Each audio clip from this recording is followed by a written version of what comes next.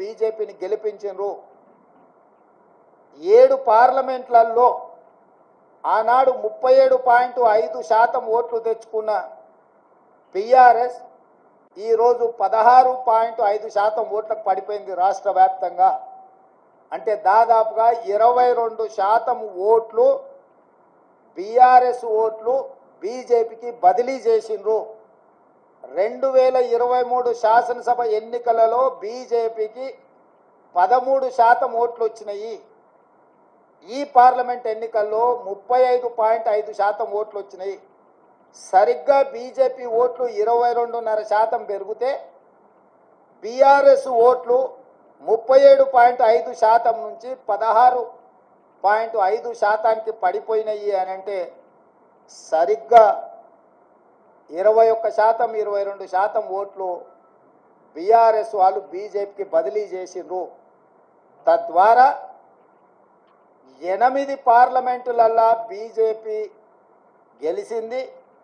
8 పార్లమెంట్లల్లా BRS డిపాజిట్లు గల్లంతైనాయి. ఒక్క మెదకులో ఓడిపోయిన దాంట్లో మాత్రమే వాళ్ళకి డిపాజిట్ వచ్చింది. బీజేపీ గెలిచిన 8 సీట్లల్లా 7 సీట్లు బీఆర్ఎస్ తన ఉనికిని తన డిపాజిట్లను కోల్పోవడం ద్వారా బీజేపీని గెలిపించింది. ఈరోజు పోతూ పోతూ చస్తూ ఇవాళ బీజేపీని గెలిపించే ప్రయత్నం ఈ రాష్ట్రంలో బీఆర్ఎస్ చేసింది. చంద్రశేఖరరావు, హరీష్, కేటీఆర్ చేసిండ్రు. మొన్న జరిగిన శాసనసభ ఎన్నికల్లో 39 ఎమ్మెల్యే స్థానాలలో బీఆర్ఎస్ గెలవడం జరిగింది. ఈ ఎన్నికల్లో 119లో కేవలం 3 సీట్లలోనే మెజారిటీ వచ్చింది బీఆర్ఎస్. అది సిరిసిల్ల, సిద్దిపేట, గజ్వేల్. అంటే ఈ రాష్ట్రంలో బీఆర్ఎస్ నాయకుల యొక్క ఆత్మగౌరవాన్ని, బీఆర్ఎస్ యొక్క శాసనసభ్యుల ఆత్మగౌరవాన్ని బీజేపీకి కేసీఆర్, కేటీఆర్, హరీష్ రావు తాకట్టు పెట్టిండ్రు.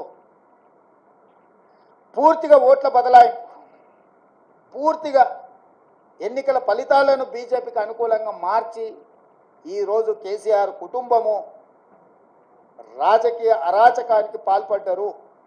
ఇది తెలంగాణ సమాజం అంతా గమనించాలి. ప్రజాస్వామికవాదులు, సెక్యులర్ ఫోర్సెస్ అందరూ కూడా ఈరోజు ఈ అంశాన్ని గమనించాలి అని చెప్పి కాంగ్రెస్ పార్టీ కోరుతున్నది. ఈ రకంగా ఈ తెలంగాణ రాష్ట్రంలో తనంతల తానే అంతర్ధానం అయిపోయి ఈరోజు బీజేపీని గెలిపించడానికి చంద్రశేఖరరావు గారు ఒక దురాగతానికి పూనుకున్నాడు అని అంటే ఈరోజు మనం అర్థం చేసుకోవాలి. కేటీఆర్ గారు నిన్న అంటున్నారు ఫినిక్స్ లాగా మనం ఇప్పుడు బూడిదైనవు నాయన, మళ్ళీ పుట్టేది ఏం లేదు, ఇక బూడిదే మీకు మిగిలింది.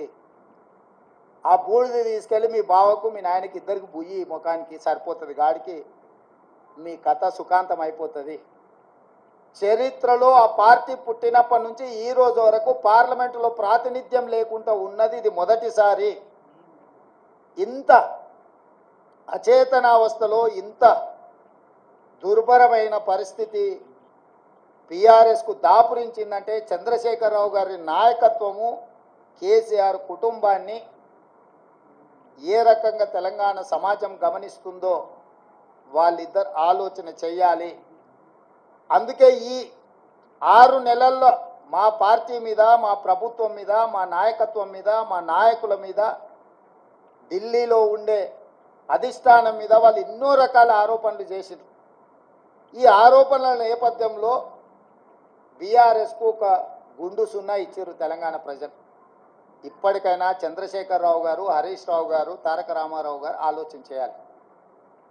ప్రజలు ఎన్నుకున్న ప్రభుత్వాన్ని 100 రోజులు పూర్తి కాకముందే కోట్లాది శాపనార్థాలు పెట్టడం ద్వారా ఈ ప్రభుత్వాన్ని అస్థిరపరచాలన్న ఆలోచనతో, ఈ ప్రభుత్వాన్ని పడగొట్టాలన్న కుట్రలతో వ్యవహరిస్తే ప్రజలు పూర్తిగా బీఆర్ఎస్ను తిరస్కరించడం జరిగింది.